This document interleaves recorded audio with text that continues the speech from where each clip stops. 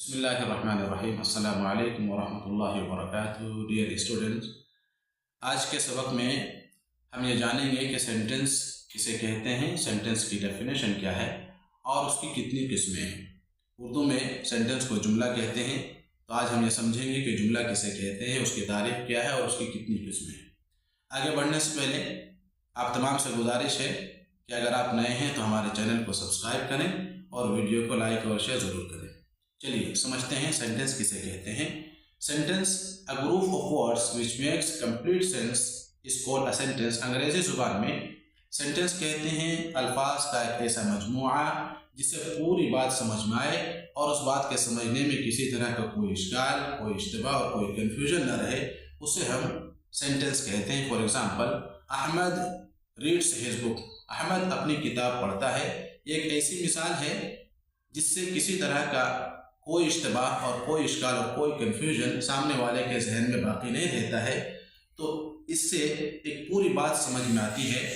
तो इसलिए हम इस सेंटेंस को असर्टिव सेंटेंस कहेंगे।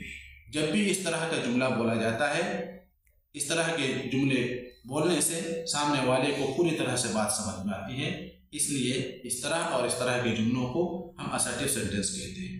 आगे बढ़ते हैं, इंट्रोगेटिव सेंटेंस के बारे में जानते हैं। Interrogative sentence, a sentence which asks a question is called interrogative sentence।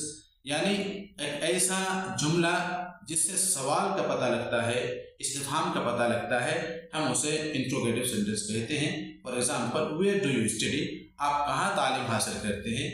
Where do you live, आप कहाँ रहते हैं। ये दो मिसालें हैं। इन दोनों मिसालों से हमें इस्तिफहाम समझ में आता है। जब हम इस तरह के जुमले बोलते हैं तो इन जुमलों के बोलते ही हमें सवाल समझ में आता है, इसलिए हम ऐसे जुमलों को इंट्रोगेटिव सेंटेंस कहेंगे। आगे बढ़ते हैं और समझते हैं कि किसे हम इंपरेटिव सेंटेंस कहते हैं। A sentence that expresses command और request is called imperative sentence. यानी ऐसा जुमला जिससे कमांड या हुक्म समझ में आता है या दरख्वास्त या इल्तिमास समझ में आता है, हम ऐसे जुमले को इंपरेटिव सेंटेंस कहते हैं। फॉर एग्जाम्पल, सिट डाउन, बैठ जाओ। गो, जाओ। दूसरे अंदाज में हम कहें, please sit down, please go. देखिए, ये दो जुमले हैं, ये दो मिसालें हैं। इन दोनों मिसालों में एक बात समझ में आती है। जब हम कहते हैं सिट डाउन तो इससे अम्र समझ में आता है, कमांड समझ में आता है, हुक्म समझ में आता है। और जब हम कहते हैं प्लीज सिट डाउन, अज़राह करम तशरीफ रखें, तो इससे इल्तिमास और दरख्वास्त समझ में आता है। जब हम कहते हैं गो, जाओ, तो इससे अम्र और कमांड समझ में आता है। लेकिन जब हम कहते हैं प्लीज गो, अज़राह करम आप जाएं, तो इससे इल्तिमास और दरख्वास्त समझ में आता है। तो ऐसे जुमले जिससे कमांड, हुक्म या दरख्वास्त और इल्तिमास समझ में आए, उसे हम इंपरेटिव सेंटेंस कहते हैं। आखिर में हम समझते हैं कि किसे एक्सक्लेमेटरी सेंटेंस कहा जाता है। Exclamatory sentence, a sentence that expresses strong feelings is called an exclamatory sentence. अंग्रेजी जुबान में एक्सक्लेमेटरी सेंटेंस उसे कहते हैं जिससे मजबूत एहसास और जज्बात का पता लगता हो। जैसे what, how beautiful the garden is, कितना खूबसूरत है ये बागीचा।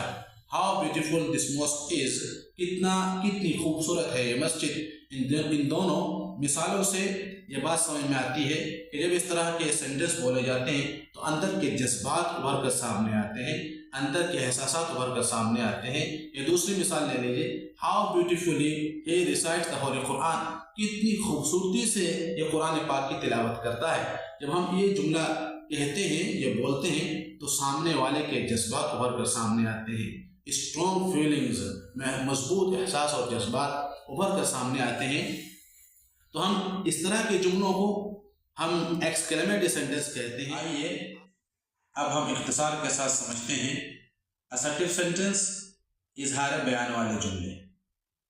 इंट्रोगेटिव सेंटेंस, इजहार सवाल या इस्तिफहाम वाले जुमले। इंपरेटिव सेंटेंस, इजहार अम्र, इजहार हुक्म या इजहार दरख्वास्त और इल्तिमास वाले जुमले।